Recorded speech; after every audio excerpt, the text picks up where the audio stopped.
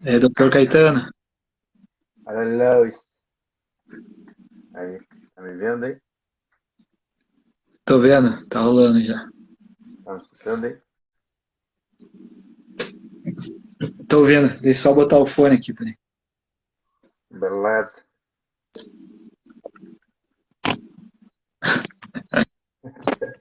De canalha, olha, daí de canalha.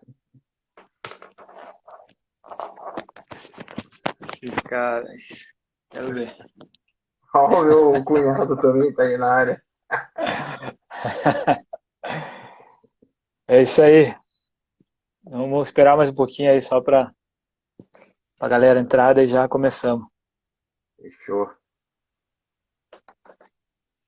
Você tá com os números atualizados aí Cara, eu vi daqui de hoje agora Curitiba?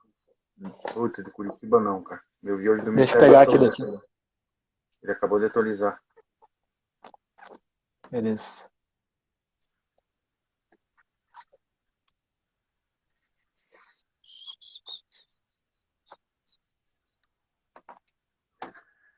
É bem lembrado. É, qualquer coisa você aciona, tá aí com o teu PC, né? Eu tô com o meu aqui, desligado. Tô com ele aqui.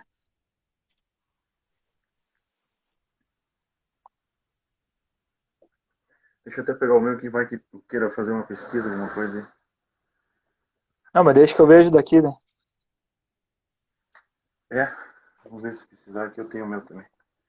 Deixar ele na ponta de bala. Tá muito frio aí, velho? Tá esfriando, esfriando. E aí? Né? Cara, aqui deu uma esfriadinha também, velho. Mas nada como aí, né? É. Vamos lá Do então? jeito, né? Bora. Bom, então agradeço aí o pessoal que está participando, mais uma live aí da Ideal Ambiental sobre o Aí, tema gestão de resíduos e coronavírus. A gente já fez duas lives aqui, uma falando sobre os impactos do coronavírus, um pouco sobre gestão de resíduos. A segunda teve a participação da Liz, que é engenheira ambiental lá de Maceió, que está acompanhando aqui também. E bastante gente participando hoje, Sanguinete. é, segurar. É, e hoje a gente quis trazer o Caetano para falar um pouco sobre essa questão dos impactos na saúde mesmo, saindo um pouco aí da parte técnica, né, da gestão de resíduo, e entrando mesmo nos impactos aí na saúde, principalmente aí empresas, recomendações para empresas de consultoria, recomendações para a gestão de resíduos como um todo, e falar um pouco ali também sobre a situação ali, de como está essa, essa, essa pandemia aí, tanto aqui em Curitiba quanto em Joinville. Hoje o Caetano está trabalhando no hospital em Joinville, então vai poder falar um pouco ali sobre a situação de lá. Caetano, fala um pouco aí da tua experiência, comenta um pouco também da tua experiência que teve lá na Amazônia ali, não sei se tem notícia lá de como está a situação por lá. Só para a gente começar aí, pessoal que tiver perguntas aí pode mandar, fique à vontade para fazer comentários aí. Obrigado aí pelo. Temos aí um magistrado aí fazendo comentários. Gabriel, doutor Gabriel aí lá de Clevelândia. Um abraço aí para todos. Então, bem que você lembrou, Luiz, que quando eu estive lá no Amazonas, eu vi, né, a realidade brasileira. Acho que a maioria do Brasil é assim, não como Curitiba é, o Joinville. E hoje até, eu fui compartilhando aqui com meu pai, ali com meu primo, que hoje a Força Aérea enviou 60 respiradores para cotas, né? Mas no total 60 respiradores para Macapá, Fortaleza e Manaus. Nessas cidades, a urgência de leitos de UTI já se tornou, na verdade, já se tem uma urgência e eles já solicitaram o auxílio do governo federal para começar a trazer insumos. Então, assim, a gente percebe que a gripezinha está ficando ruim, como era o nosso temor aí de todos os colegas. Então, era assim que a gente estava esperando que poderia acontecer. Vai começar devagar, devagar.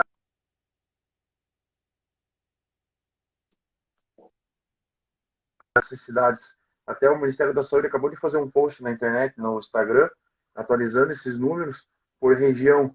Mas ali, independente do número, e esse é o nosso maior temor, e por isso que a gente, apesar de ter as consequências, a gente incentiva, né, o distanciamento social e o isolamento social quando possível, porque independente da quantidade de leitos, como uma doença que antes se pensava, até hoje de manhã no plantão, estava discutindo com alguns colegas, a gente pensava que a contaminação era para 2 ou 3 pessoas. Hoje já tem estudos apontando que pode ser, são estudos, como é uma doença nova, né? Então tem estudos que já dizem que pode ser até 10. Então uma pessoa infectada transmitir para 10 pessoas.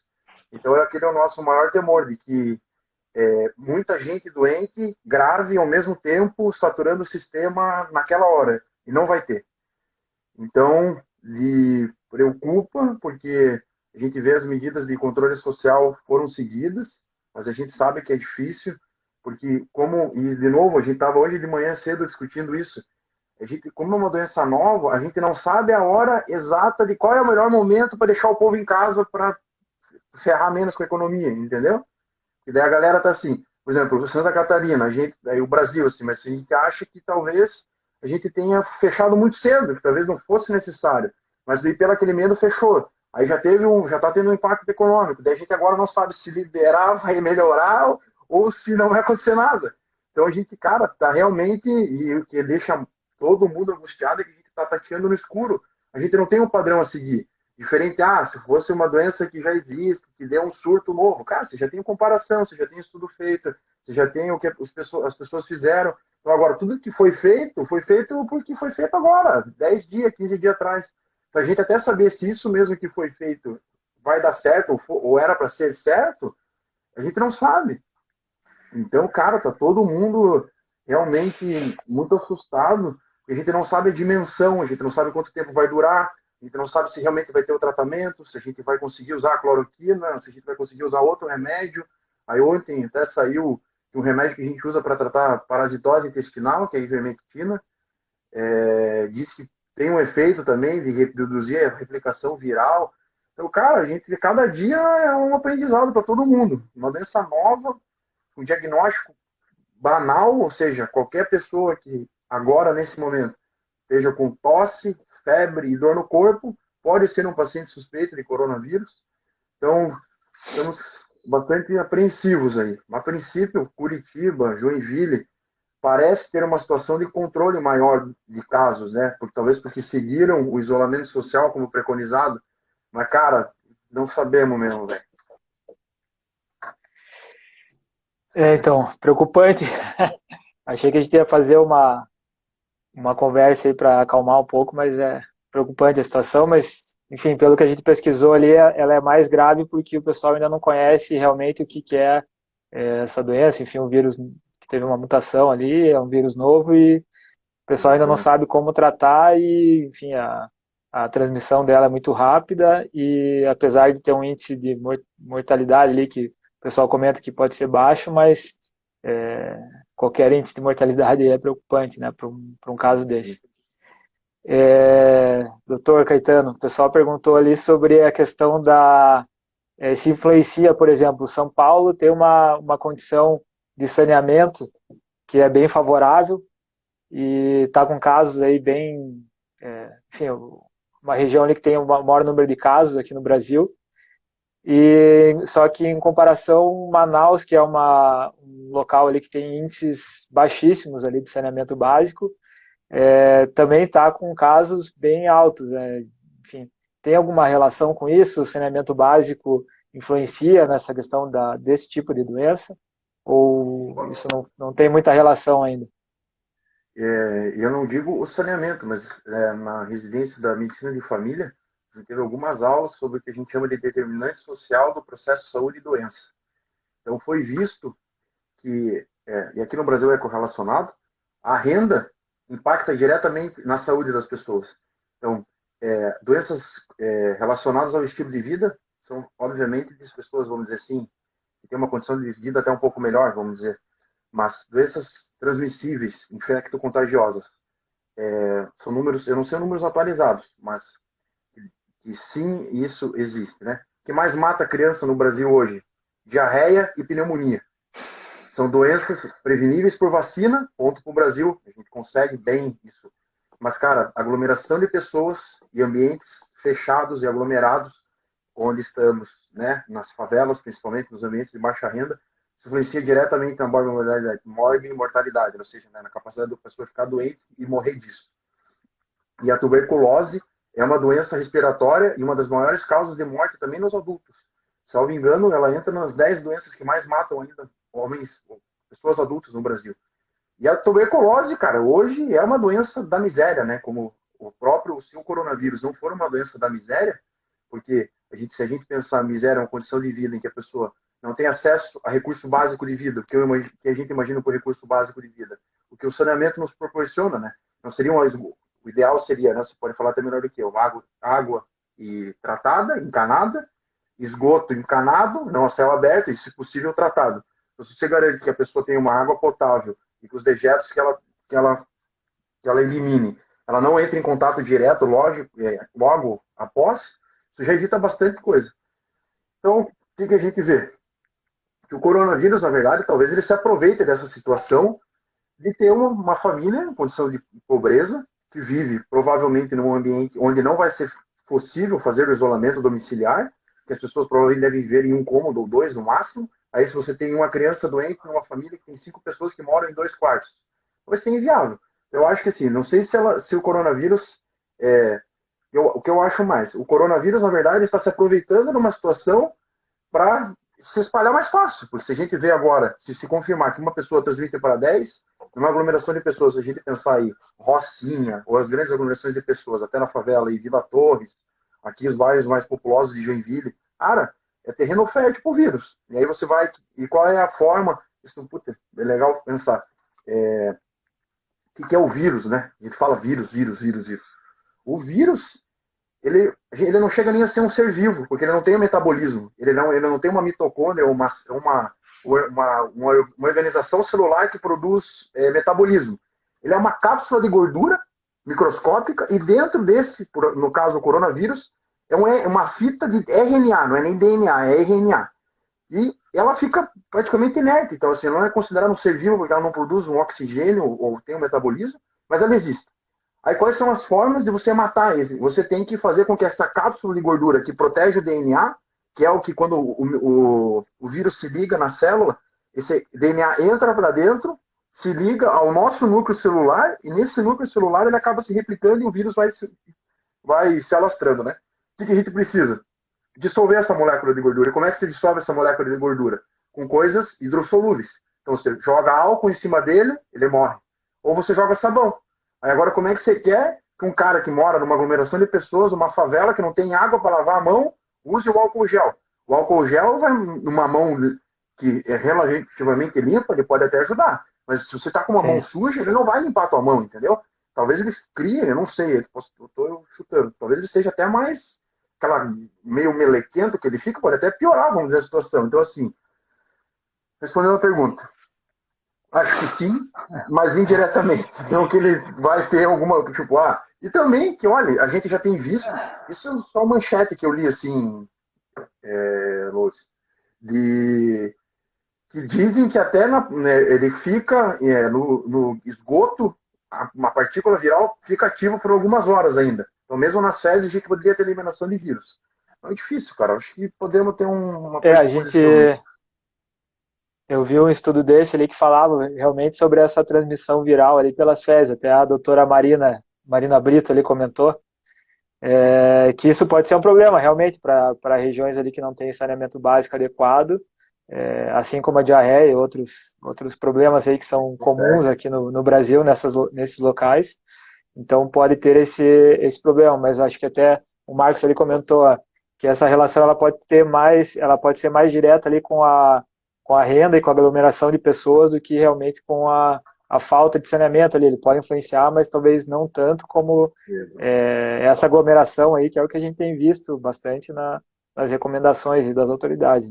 Exatamente. Mas aqui, cara, acho que no mundo inteiro ele anda ligado, né? Aglomeração de pessoa, baixa renda, aqui no Brasil anda, acho que é difícil ter um lugar que seja muito pobre, em que tenha água encanada e esgoto. Então, assim, no Brasil as coisas podem andar meio junto, né? Eu acho, né? Uma visão leiga, você estuda mais do que eu sobre isso. Mas difícil no Brasil a gente ter um ambiente de extrema pobreza que tem água encanada e esgoto. Pô, já seria o ideal, na Exatamente. verdade, né? Seria o menos ruim. Pô, se a pessoa pô, já tem uma condição de vida sofrida e tem pelo menos uma água encanada e um esgoto, pô, maravilha, né? Mas a gente sabe que por aqui é difícil. É. Enfim, outra questão, como eu comentei ali no começo, a gente falou na semana passada aqui sobre a gestão de resíduo, impactos ali na coleta seletiva, principalmente. E aquilo que você comentou que acontece nas fezes, do vírus ficar ainda por muitas horas ali ativo, ele acontece isso também em diversas superfícies, né? Então tem alguns estudos já que apontam que, por exemplo, em cima do papelão, o vírus ele pode durar até 3 dias. Plástico também, enfim. É, isso daí acabou influenciando na questão da coleta seletiva. Então, alguns municípios acabaram cancelando o sistema de coleta seletiva para evitar que o pessoal que faz a triagem desse material, que tem um contato direto ali com o papelão, enfim, evite que eles tenham contato aí com o vírus. Isso só que acaba tendo, enfim, outra repercussão ali, que é a questão socioambiental, socioeconômica, ambiental e, enfim, financeira também, porque essas pessoas ali que fazem a triagem, elas sobrevivem da venda desse material reciclado. Então, se você cancela a coleta seletiva, o pessoal não tem renda, enfim, aí teria que ter mais, É duro, enfim, velho. algum subsídio ali para esse pessoal, né? E outra questão também é o aterro sanitário, que quando esse material não vai para a coleta seletiva, ele vai para o aterro sanitário. Então, há aí uma diminuição da vida útil do aterro, então, mais material sendo destinado de forma que não é a mais adequada, né? Para esse pessoal ali que trabalha nas cooperativas, tem alguma recomendação, tem alguma preocupação, se já atendeu algum caso ali que tenha relação com isso ou ainda não? Olha, diretamente não, mas como recomendação, né?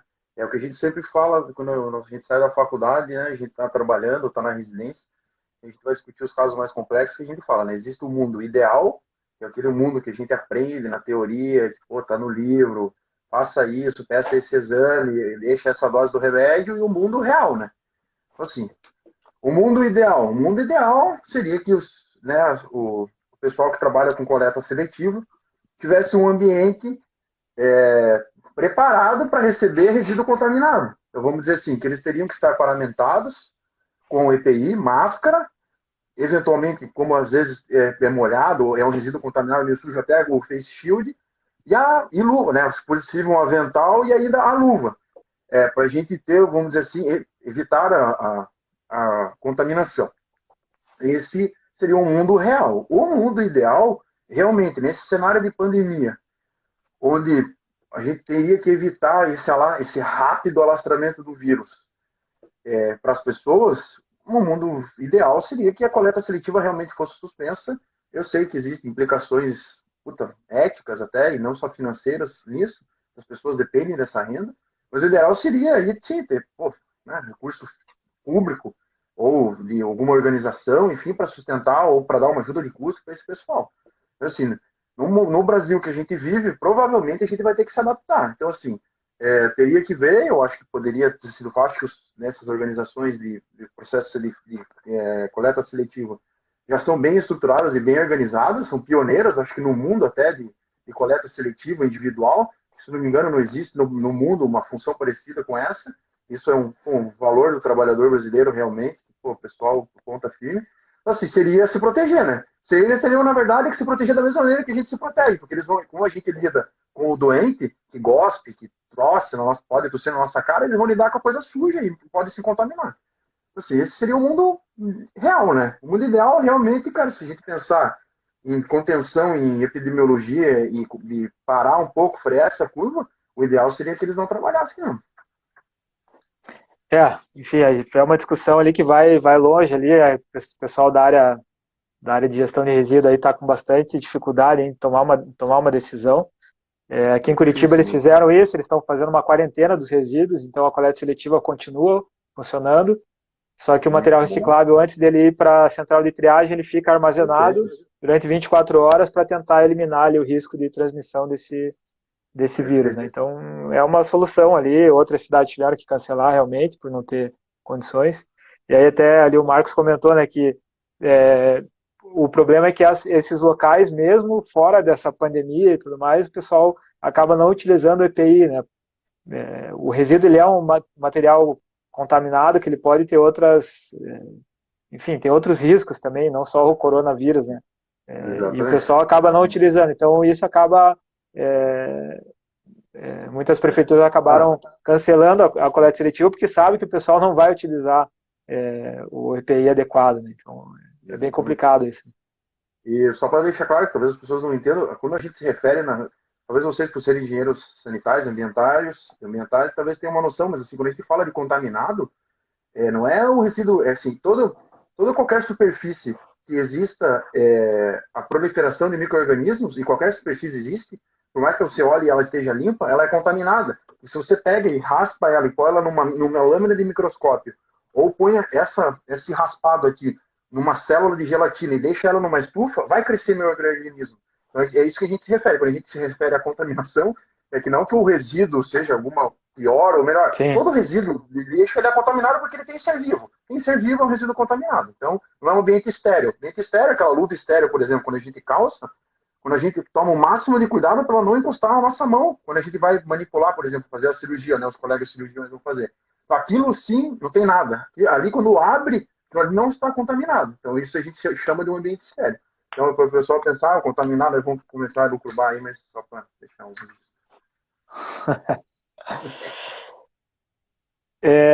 Bom, então entrando um pouco mais na tua atuação ali, teve alguma recomendação, alguma mudança ali nos procedimentos da gestão interna ali dos resíduos do hospital? Quando o pessoal, não sei se você já atendeu algum caso ali de suspeito ou está atendendo, está participando, está acompanhando algum caso ali que está com coronavírus mesmo, se está tendo essa separação do resíduo gerado pelo paciente. Está tendo tanto a separação do resíduo quanto a separação da área de atendimento. Então, a área de atendimento do respiratório, a gente fala que é uma área suja, uma área possível de contaminação, então a gente já separou nos dois hospitais que eu trabalho, a gente já separou a área respiratória, que a gente chama, de pacientes com suspeitas de quadro respiratório, os pacientes que não têm queixa respiratória, por exemplo, o cara está com febre e dor no corpo, mas não tem tosse, nariz escorrendo, ele não é atendido do lado do paciente que está com esse sintoma. Então, já dentro do hospital, a gente já reorganizou, eu não, né?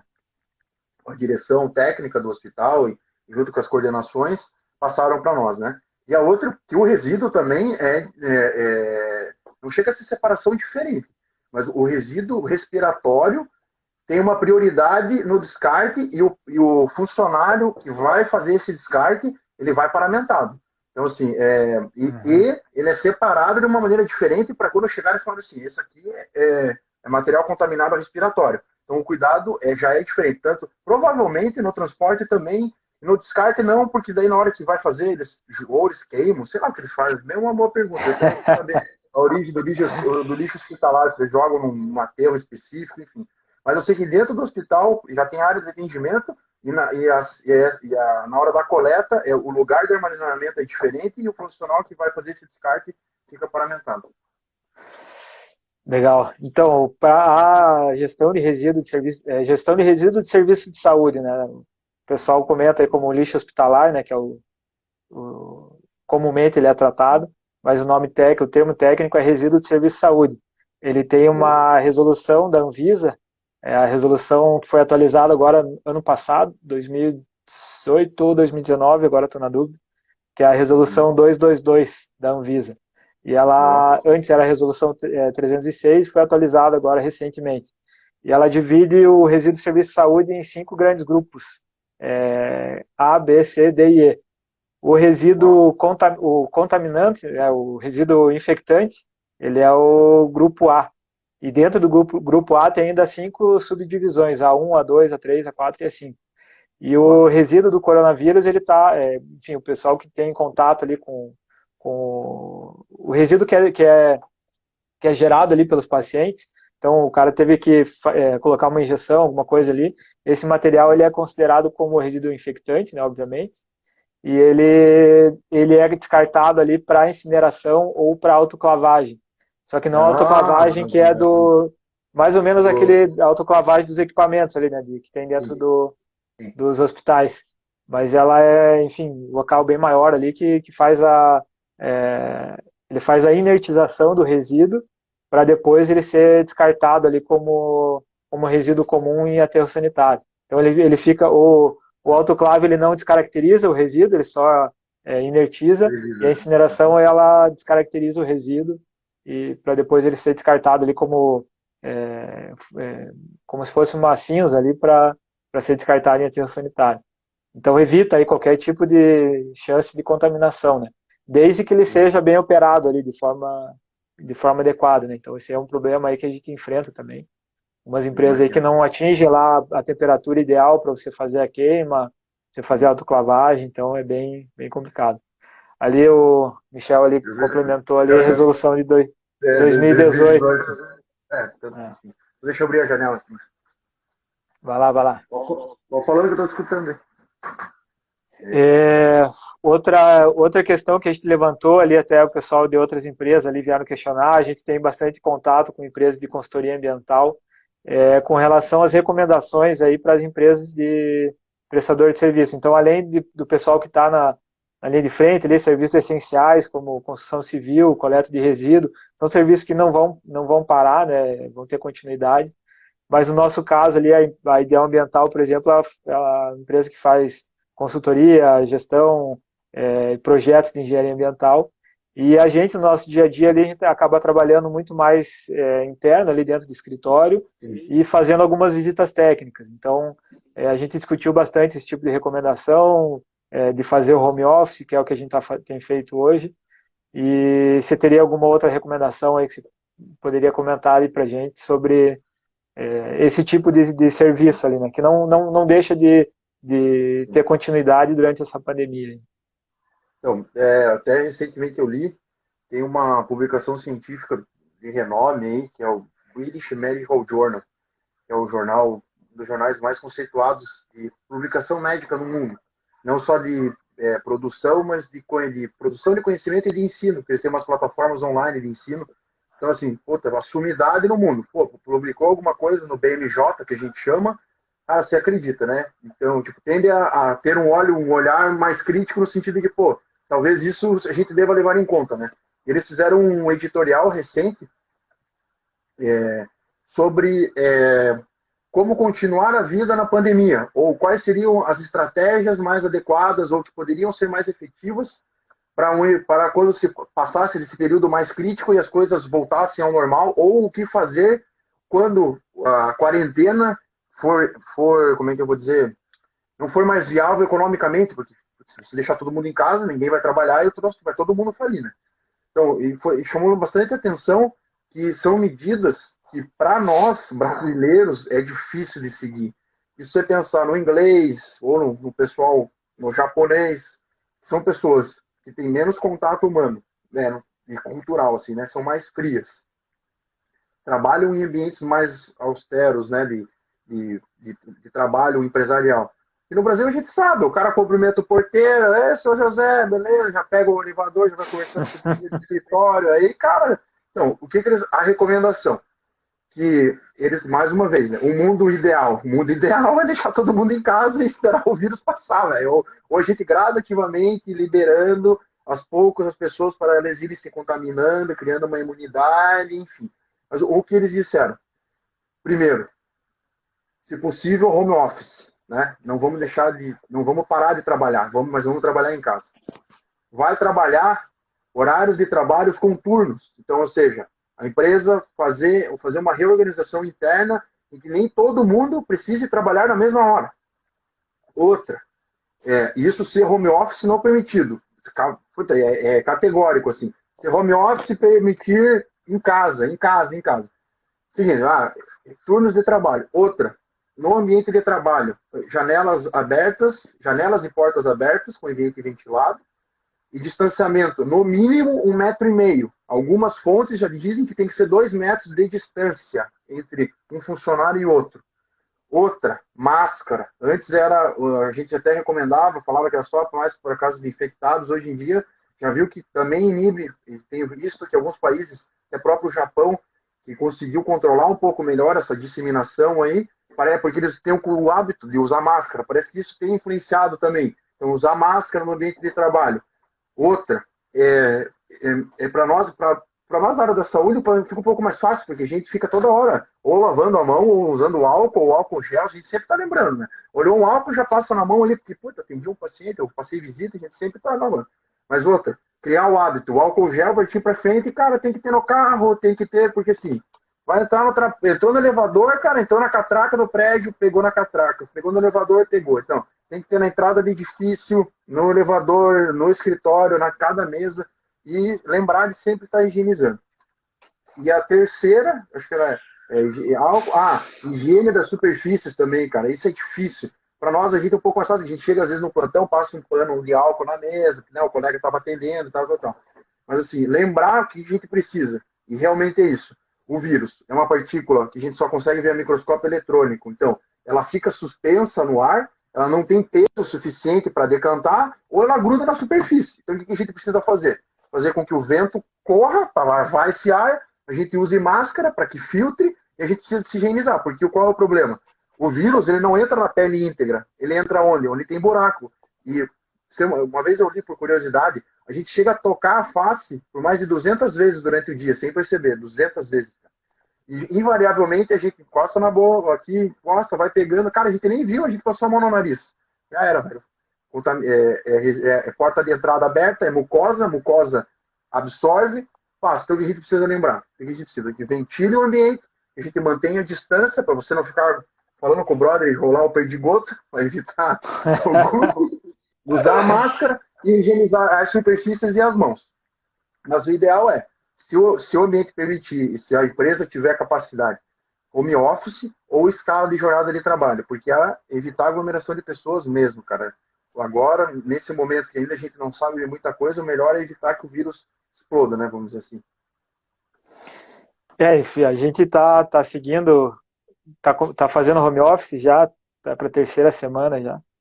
E o nosso problema é realmente fazer a visita técnica, né? Que a gente atende, por exemplo, supermercado, que a gente faz gestão de resíduos de supermercado.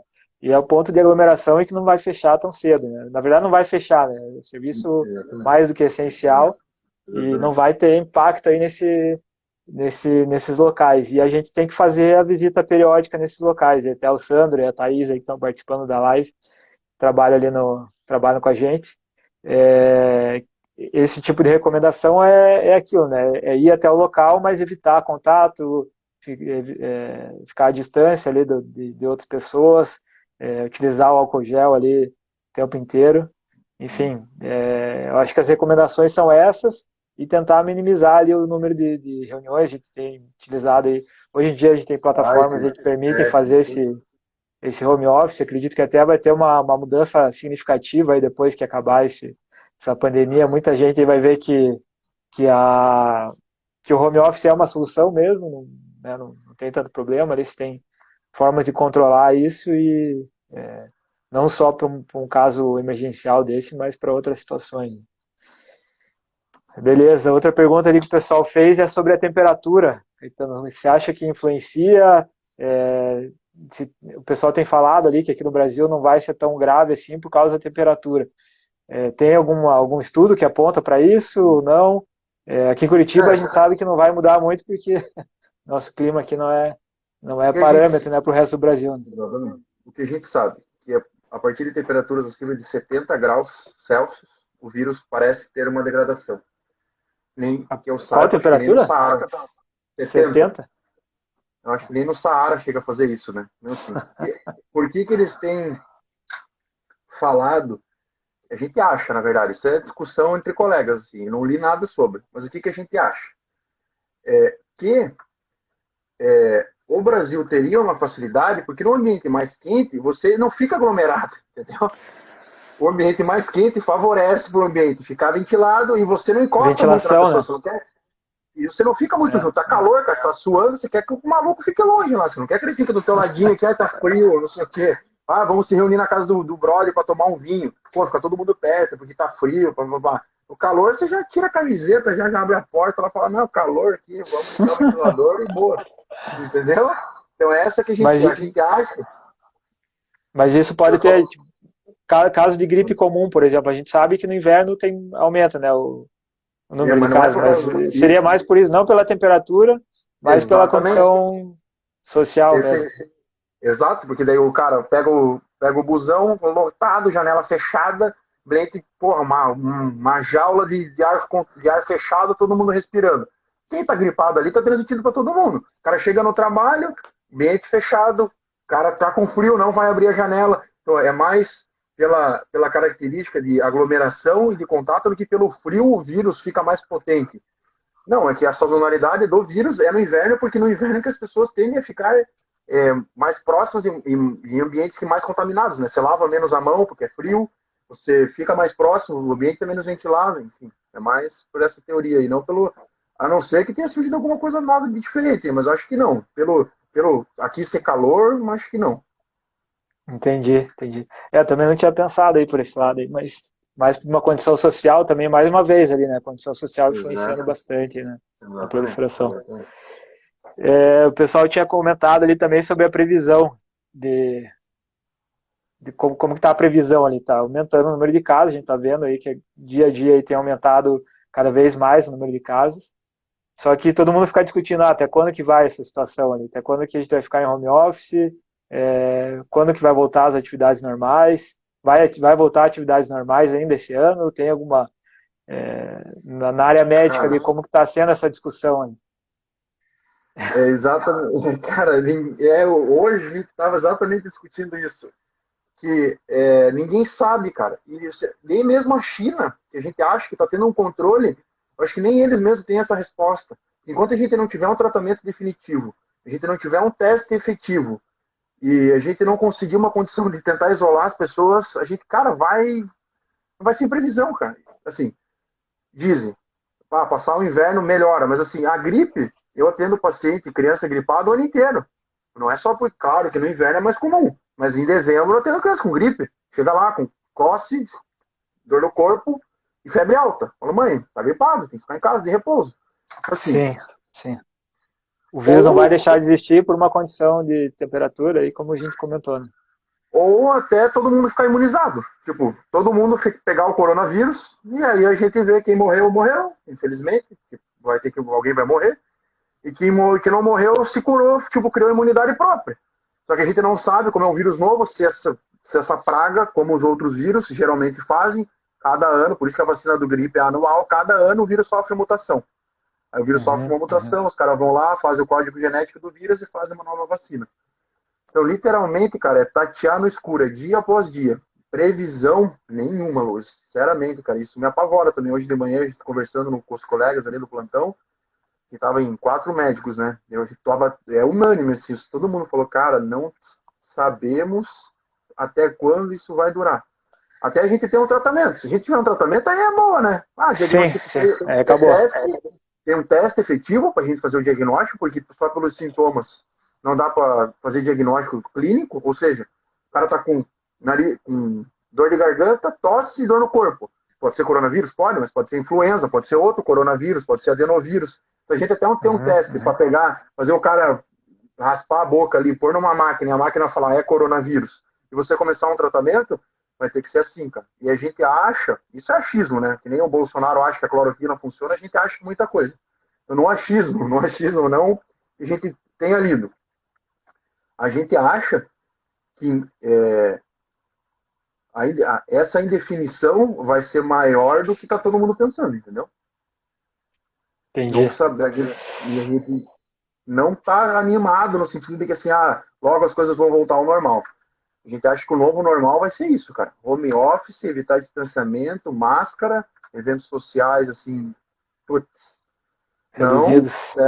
eu não fui para casa esse final de semana, na Páscoa, não fui ver meu pai, cara, não dá, a gente é jovem, eu sou contaminada, né, vivo em ambiente hospitalar, jovem pode fazer contaminação pelo coronavírus sem sintoma, o que é pior, ou seja, eu posso transmitir para meus pais mesmo não estando doente.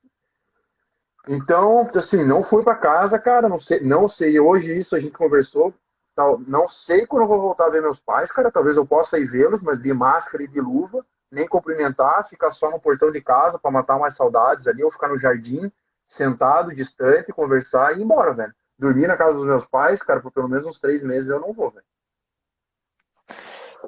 Complicado, né? É complicado porque a O... gente não tem teste, cara. A gente não sabe quem tá doente por esse negócio, cara. A gente não Sim, testa sim. ninguém, Lô. A gente O só número tem de aqui em testes é muito Joinville. baixo aqui, né? E os testes que tem, cara, não funcionam, velho. O melhor teste é 70% de sensibilidade, ou seja, de cada 10 pacientes, 3 deles vão passar batido, cara. Então a gente Por não isso que o sabe pessoal aonde a tem gente. feito aí feito mais um teste ali para confirmar e tal. Exatamente. Que a E eficiência nenhum dele não é tão. Tá. não é tão efetivo, cara. Então a gente Entendi. tem que testar a galera, cara. Então a gente não tá testando. Então, por exemplo, aqui em Joinville, só está sendo testado quem é doente que interna. Ou seja, tem doente que a gente acha Uhum. que tem critério para colher exame, mas não faz, porque estão priorizando quem está mais grave, para saber o diagnóstico. Então, ou Sim, seja, até por não ter muito exame, né? Não tem muito então a gente estoque ali, né, realmente para fazer. não sabe, cara. A gente realmente não sabe, cara. Complicado. Tá todo mundo sim, cara. A gente tenta, e cada dia a gente está tentando informação. E uma coisa que tá todo mundo, acho que a galera não tá se ligando, cara, não existe coisa que mais agonia um médico do que você fazer um diagnóstico e não ter um tratamento, cara. Todo dia, cara, com certeza, muito médico e pesquisador, não só médico, né? Ou médico, pesquisador, ou médico, o cara tá acordando que é uma cura, né? Que é uma cura, que é uma cura. E a gente tá ansioso por isso, porque vai resolver a situação. A gente mais Sim. tem prazer em fazer um diagnóstico e falar, pô, vai usar esse remédio, que esse remédio tende a funcionar. Às vezes eles não funcionam. Uhum, Mas a uhum. gente tende a falar, pô, pneumonia, tem condição de tratar em casa, vai dar esse antibiótico, mãe, vai voltar daqui 2 dias pra gente ver se tá tudo bem. 90% das vezes vai tudo bem, beleza. Então, assim, tá todo mundo, cara, queremos remédio, queremos remédio. Por enquanto, Doutor Caetano, mais uma pergunta ali do Marcos, parceiro nosso ali de mano, Londrina. Voltando aí para a área da engenharia ambiental, assim, fazendo uma relação. Não sei se você chegou a ver algum comentário sobre isso, alguma notícia e tal, mas aqui na Federal, o pessoal fez alguns estudos comparativos e o índice de poluição atmosférica diminuiu drasticamente aqui nessa por conta da quarentena aí, né? Menos pessoas eu vi, circulando e tudo mais, cheguei a ver material isso. particulado diminuiu e tudo mais. Isso daí tende a ter alguma influência aí na transmissão de vírus? A poluição atmosférica ela pode influenciar ou pode piorar ali pode deixar a imunidade da pessoa um pouco mais baixa e atrair mais esse tipo de doença ou não tem muita relação? Eu acho que, da mesma maneira que você citou o saneamento da maneira indireta, eu acho que a linha de raciocínio aqui é a mesma. O vírus, ele vai ficar em suspensão no ar por 3 horas, até mais, independente se tem poluição ou não. Porque ele não vai Uhum, se ligar à partícula de poeira que tem no ar, entendeu? Ele vai ficar suspenso. uhum, Mas indiretamente, isso quando eu estava na época da residência ou na faculdade, agora não me lembro. Eu até cheguei a ler um estudo sobre.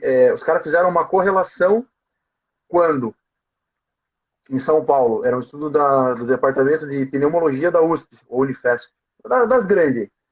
Era assim: olha a loucura também, né? Os caras também pesquisam um negócio que, pô, às vezes tem que tirar o chapéu. Olha isso, olha isso. Eles viram que no inverno, nos finais de semana, na cidade de São Paulo, o consumo do paulistano de pizza chega a ser 3 vezes maior do que a média mensal. Só que o paulistano gosta de forno a lenha, meu, para fazer a pizza, tá ligado? Então, a pizza não for a lenha, né, meu? Se não for no forno a lenha, nem gosto. Então, eles. Aí, olha a correlação. Aumentava o número de internações por piora de bronquite e de asma nos finais de semana de inverno, onde as pizzarias funcionavam com mais lenha. E isso aumentava a quantidade de partícula de ferro, material particulado. exatamente no céu. E a gente sabe que a exacerbação de asma, de doença respiratória, com partícula de fumaça é maior. Ou seja, às vezes a gente chega, a criança com crise de asma, mãe, faz tratamento fácil. Daí, esse cheiro de fumaça, não, que a gente tem fogão a lenha dentro de casa. Pau, não adianta nada. Porque a própria inalação de partícula de poeira, de fumaça, de poeira, de partícula, de poluição, que seja de qualquer tipo, da onde vem, ali, cana de escape, ou não sei o quê, isso exacerba. Então, o que eu... Fazendo uma forma indireta, que eu acho que a gente observa isso. É pior você ter um ambiente respiratório mais insalubre, em que as pessoas, não só criança, piorem mais de suas condições de saúde basal, e ainda assim ela ganha um coronavírus de brinde. Então, assim, ela já está ferrada porque a bronquite dela foi pro saco. E ainda assim ela vai ganhar um coronavírus de brinde? Não é uma regra, mas tende Sim, a ser pior, entendeu? é mais uma condição ali que vai fragilizar a saúde da pessoa e o vírus Exatamente. pode ser pior do que uma pessoa que esteja saudável. Exatamente. Mais ou menos o que Assim, acontece com o pessoal que fuma aí, né? exatamente. Exatamente. E, então, por exemplo, tanto é que a gente vai passar o plantão, assim, a gente fala, tem um paciente ali, o Luiz, é só asma.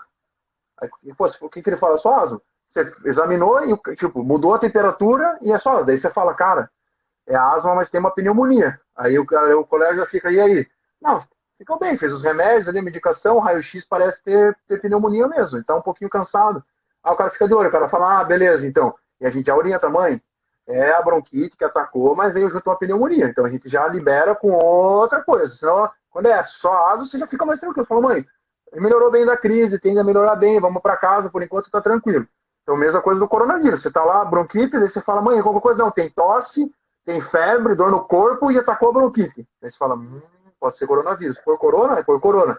Então, assim, a gente vê que é um vírus agressivo para o pulmão. Quando ele, na população, criança nem tanto, mas a gente vê que na população de risco, nos idosos ou pacientes que fazem uso de algumas medicações ou são imunocomprometidos, não têm as defesas legais, cara, ele destrói o pulmão, velho. A gente vê uma tomografia aí feia. Feia mesmo. Então, assim, o cara tem asma, tem 70 anos e tem um enfisema. E ainda pega um coronavírus, velho, vai ser difícil.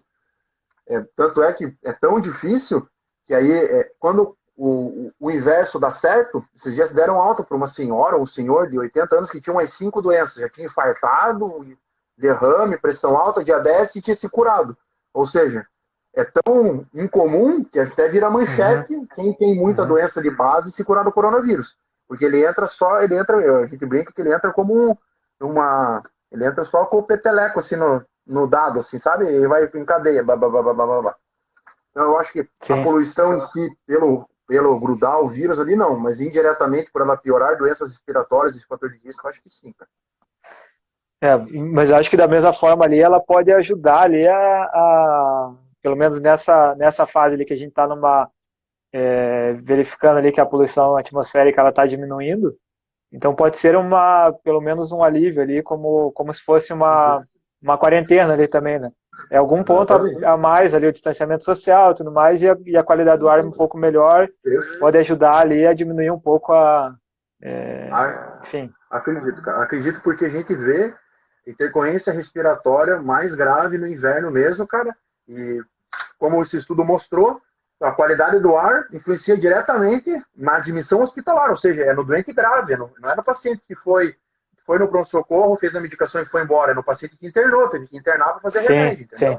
sim, sim, Então, sim, assim, entendi. não é, a gente fala, a gente nunca faz, a gente faz uma analogia, a gente não bate o martelo porque a gente não viu, a gente faz uma associação causa e efeito. Então, assim, se um estudo feito em São Paulo com bastante partícula de fuligem no inverno, onde tem mais partícula, o ar é mais concentrado, é pior, teoricamente, então, num ambiente que você tem mais concentração de poluentes, mesmo que não seja por forno a lenha, né, meu? Aí pode ser. O interessante é que esse tipo de pesquisa, por enquanto a gente só está em suposição, né? É muito novo o negócio, então qualquer Demais. estudo aí ainda é meio precipitado, né? O Marcos ali ele até Completamente. passou um estudo ali sobre o Chile, não consegui abrir aqui porque a gente está na transmissão, mas fala um pouco dessa relação ali da diminuição mesmo da poluição atmosférica. Então, beleza, a gente pode confirmar aí que teve uma diminuição daqui a um tempo, né? Agora, correlacionar isso com a diminuição, o aumento do número de casos, ou do número de casos graves, ou de mortes, aí vai ser algo para ser estudado aí mais para frente, enfim, vai ter muito mais, acho que assim, vai ser interessante para quem é da academia, aí vai ter bastante áreas aí para fazer pesquisa, né? A gente aí, pela Ideal Ambiental, a gente está fazendo um estudo, até aproveitando que a gente está nesse período, fazendo algumas medições de ruído aqui na cidade, porque, enfim, a gente faz bastante medição de ruído para licenciamento ambiental, monitoramento ambiental de empresa, e a gente está fazendo alguns estudos aí para comparar o impacto dessa quarentena com a qualidade de vida ali relacionada ao ruído, né? Poluição por ruído. Então, logo aí mais para frente a gente vai fazer um artigo sobre isso, comparando assim que voltar às atividades normais, fazer as medições no mesmo local. A gente está fazendo na Feirinha do Lago aqui no domingo, que está cancelada, enfim, não tem ninguém ali no domingo de manhã. Então a gente faz ali a medição do ruído e depois a gente vai fazer uma correlação. Não vai ter muita relação com a saúde, né, direta, isso é bem mais indireta, assim, essa relação, mas enfim, vai ficar ali um estudo para depois o pessoal fazer o comparativo. Mas acho que é isso então, doutor. Tem mais alguma coisa aí para acrescentar? O pessoal comentou ali sobre a cloroquina, sobre o prazo da doença, esse tipo de coisa, acho que o João já comentou bastante aí, não sei se tem mais alguma coisa para acrescentar. O que eu quero que a gente acaba. Como eu digo, o brasileiro parece que tem um pensamento contrário, cara. Por exemplo, sou dono de uma empresa, preciso ver o meu resíduo. Cara, preciso ver como é que eu vou fazer a descarte desse resíduo. Acho que não tem que ir no lixo comum, acho que nem pode, porque vão me multar, enfim. Aí eu vou lá, chamo quem? Chamou a empresa especialista nisso. Ideal ambiental lá, vou ver o que os caras podem me ajudar. Ou qualquer outra empresa. Aí vem um engenheiro ambiental e fala, cara, seguinte, você vai fazer assim, assim, assado. Aí vem o seu Zé da portaria, nada contra o seu Zé da portaria, mas assim, uma pessoa leiga e fala assim, não é assim que você tem que fazer. Você tem que descartar o lixo desse jeito aqui. Você fala, pô, como assim, seu Zé? Não, porque eu vi um vídeo no YouTube em que um cara falou que é assim que faz. E tem um amigo meu que faz assim também e dá certo. Cara, é o que estão fazendo com a cloroquina, entendeu? Não existe nenhum estudo como é que é? A gente diz robusto para esse tipo de condição. O que a gente vê? Que ela pode ter um benefício? Que ela parece ter um benefício? Sim, parece ter um benefício. Usaram 400 pessoas em São Paulo. Cara, a gente está falando do universo de 10 milhões de infectados, 20 milhões. A gente usou em 400 pessoas. Então, você quer que a gente use um remédio que tem efeitos colaterais graves e fatais, que mesmo em pessoas que utilizam esse remédio, eles utilizam sob condições muito específicas, e eles fazem exames periódicos de saúde, porque são remédios entre a dose terapêutica e a dose tóxica é muito próxima. Só que entre a pessoa tomar um remédio em que ela tem que ficar fazendo acompanhamento, principalmente de função do fígado, do rim e do coração, do que ela não tomar o remédio e morrer. Então, assim, não é que o remédio é seguro, mas ele não é um remédio que a gente dá assim para qualquer um. Tanto é que as pessoas que usam para lúpus ou malária têm que fazer exames periódicos, cada 3, 6 meses, eventualmente em um ano. Então, assim, a gente não pode banalizar uma coisa que a gente não tem segurança, cara. É descabido. Imagina eu agora liberando uma criança de 1 ano que tem suspeita de coronavírus, cloroquina, que pode matar a criança, cara. É uma responsabilidade. Assim, não estou dizendo que ninguém quer usar o remédio. A gente vê aqui em Joinville, tem pacientes graves que estão usando, cara. A gente usa, é óbvio que a gente usa. Mas não é a salvação milagrosa que a mídia, eventualmente, alguns meses até o presidente tem pintado. Então, assim, me surpreende, me assusta que ele fala em rede nacional que ele conversou com o Dr. Calil e o Dr. Calil falou que funciona. Cara, eu acho que, por exemplo, para tosse do resfriado, tem um remédio chamado budesonida que eu uso e eu acho que funciona. Mas assim, se você for ler, teoricamente a budesonida não é indicada para isso. Mas eu uso como experiência própria. Agora, entre aquilo que eu falo e aquilo que eu vou indicar para os colegas usarem de maneira rotineira, em larga escala, porque funciona, é muito diferente.